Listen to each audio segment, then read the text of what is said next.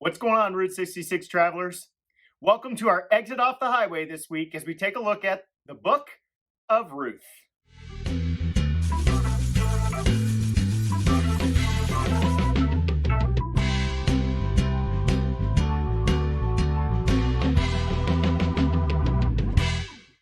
The book of Ruth, God's perfect short story in Scripture, all about how his providence is evident and working behind the scenes every step of the way.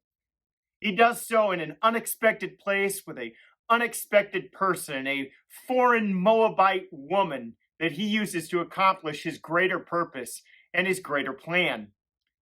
Now, Ruth makes a very uncommon decision, a decision that honestly doesn't make a whole lot of sense to us in the grand scheme of things, but it was loyalty's vow that she made, and she did this in what was our key verse in chapter 1, verses 16. She said to Naomi, don't urge me to leave you. Don't tell me that I need to leave your side. No. Where you go, I'm going to go. Where you lodge, I will stay. Your people are going to be my people, and your God will be my God. And she proves that. She proves that in the next step because of loyalty's work. See, she realizes upon returning to Naomi's hometown in Israel and Judah that Naomi's not going to be able to work, so she's going to have to provide. And so what does she do? She goes out into the fields and she does excess gleaning, and the workers see this and they marvel at her, and they tell Boaz, which it just so happened she was in his field. And we find the interesting fact that it was a field belonging to a man from the clan of Elimelech, who was her father-in-law, Naomi's husband, who died while they were in Moab. And through this process, then Boaz provides what we know as loyalty's prayer.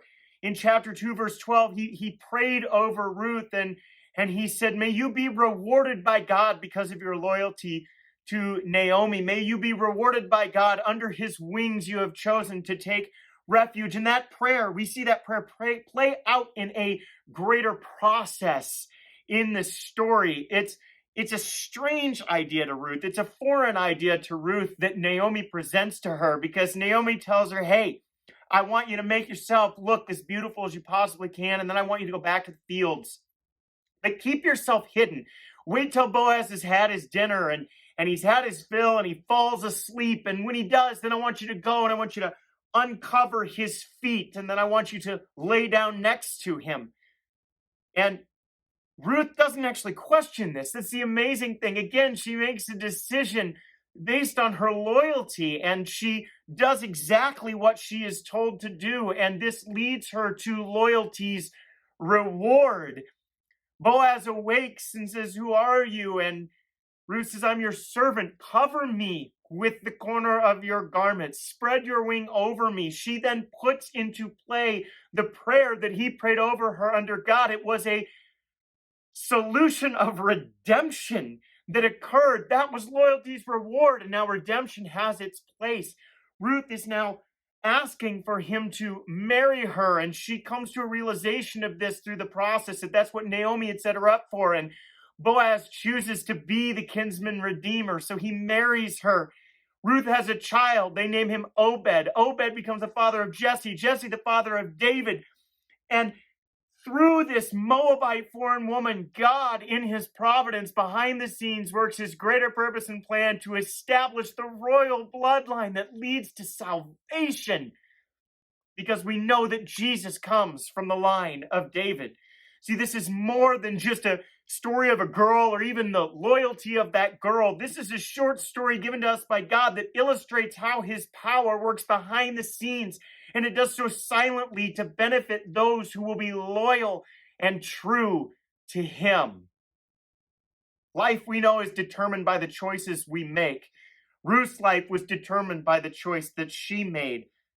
When we get to those forks in the road, we have to make those tough decisions. And we may not always make the easy decision, but we always try to make the decision that makes the most sense. Sometimes maybe making the decision that doesn't make sense is exactly what God intends for us, just as he did with Ruth. And God knows his path is not easy. He knows that he doesn't ask us to take the conventional road. He just says, I want you to be loyal to me. Put your heart before me and let me take care of the process because I can do more than you can imagine. So what road will you choose? As the poet Robert Frost said, two roads diverged in a wood, and I took the one less traveled by, and that has made all the difference. This coming Sunday, we're going to stay off the highway because we want to celebrate our risen Lord on this Easter holiday. But we'll be back on the highway the week after that as we look at the difference between the ideal king and the rejected king with the book of 1 Samuel. Until then, happy studying.